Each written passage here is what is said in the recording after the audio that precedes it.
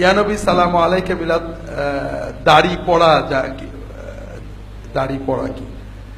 প্রথম কথা ভাইরা, রাসূলুল্লাহ সাল্লাল্লাহু আলাইহি ওয়াসাল্লামের সুন্নতটাই উত্তম।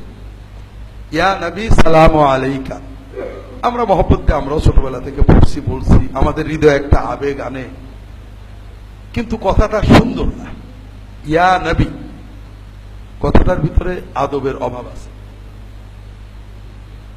কারণটা কি? আমাদের তালবেলেমরা আছে, ও বুঝবে। ইয়া নবী হলো নাকেরা ডাকা।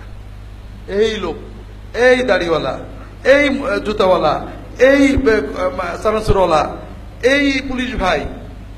তার মানে আমি মূলত তার নামটাও জানি না, তবে সে যে পুলিশ অথবা চানাচুরওয়ালা এটা বুঝতে পারছি।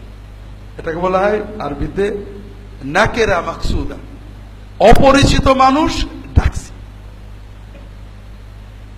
আমাদের রাসূল কি এরকম পরিচিত না? পরিচিতকে ডাকার নিয়ম হলো তাকে মারেফা করে ডাকতে হবে, বুঝতে পেরেছেন? তার পরিচয় দিয়ে ইয়া আইয়ুহান নবী।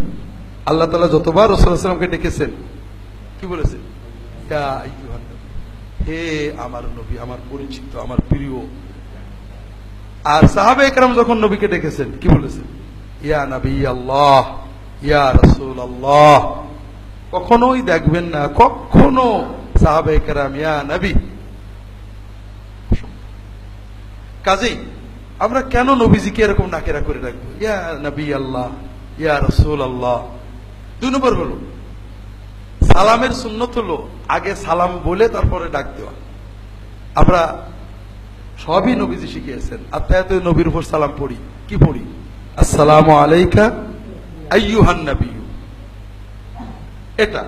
তৃতীয় হলো ভাইরা, আমি একটার বিষয় নিয়ে অনেক খোঁজাখুঁজি করছি, কেউ যদি জানেন বলবেন।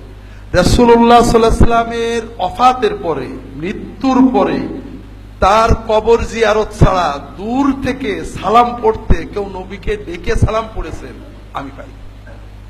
আবু হানিফা, আমাদের মাযহাবের ফকিহদের কিতাব, সাহাবীদের সবাই আল্লাহুম্মা দিয়ে বলেছেন, অর্থাৎ নবীজির কাছে দাঁড়িয়ে সালাম দিলে বলেছেন আসসালামু আলাইকা ইয়া রাসূলুল্লাহ। আর যখন দূর থেকে বলেছেন আল্লাহুম্মা সাল্লি আলা মুহাম্মাদ ওয়া সাল্লাম। কাছে ডাকলে বলেছেন হে নবী আপনার উপরে সালাম। দূর থেকে বলেছেন আল্লাহ আমার সালাম নবীকে দিয়ে দাও। এই জন্য আমরা যে মিলাদে ইয়া নবী বলে ডাকে সালাম দিই, এর সে আসসালাতু ওয়াসসালামু আলা রাসূলিল্লাহ বললে সহিহ সুন্নাত মোতাবেক হয়। আর দাঁড়ানো, সাহাবীরা বসে পড়তেন। রাসূলুল্লাহ সাল্লাল্লাহু আলাইহি ওয়াসাল্লাম যখন ফাতেমার ঘরে আসছেন, ফাতেমা দাঁড়িয়েছেন, চুমু খেয়েছেন, কিন্তু ফাতেমার ঘরে যখন আসেননি, ফাতেমা ঘরে বসে দরুদ সালাম পড়েছেন, তখন কি দাঁড়িয়েছেন নাকি? তখন দাঁড়িয়েছেন নাকি? কখনোই দাঁড়াননি। এই জন্য বসে মহব্বতের সাথে সালাম পড়াটাই সুন্নাত।